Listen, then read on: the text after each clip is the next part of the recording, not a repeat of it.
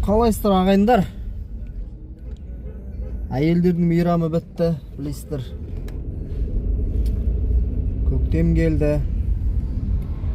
15 күні референдумға барасыздар ма, бармайсыздар ма? Қазақтар,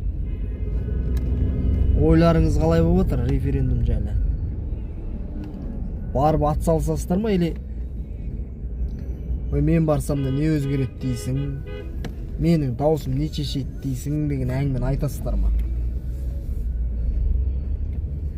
Ағайындар, бұл ұмыта салатын, жай көз жұма салатын күн емес қой негізі. 15 күні мен ауыл дедім, мен тау дедім, қай жерге барып дауыс беретінін білмеймін, қалай жазу керек дегенді айтпай, бәріміз бірлестікте болып, осы қазақ елі, қазақ жері, қазақ тілі керек болса, қымбат болса, балалардың болашағына алаңдайтын болсаңыздар, бірде біреуіңіз қалмай келесі барады, дауыс береді деп ойлаймын мен.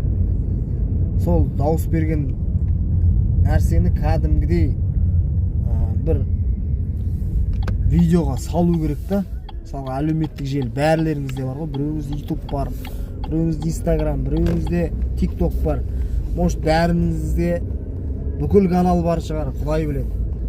Сондықтан бәріміз кешікпей барып, дауыс беріп, өздеріңіздің қандай пікірде екеніңізді, қандай ойда екеніңізді, қандай Қазақстанға жанашыр екендеріңізді осы жерде білдіру керек деп ойлаймын мен.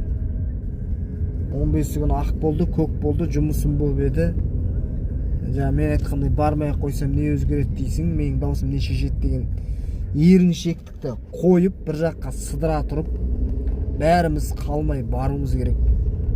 Өзіміздің ойымызды айтуымыз керек. Атсалысайық деп айтқым келеді осы жерде. Еріншектікті 15 күні қоя тұрайық. Барайық, дауыс берейік, айтатын жерді айтайық.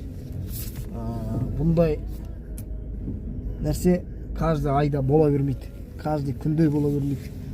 Соның үшін ұмытпайық ағайындар.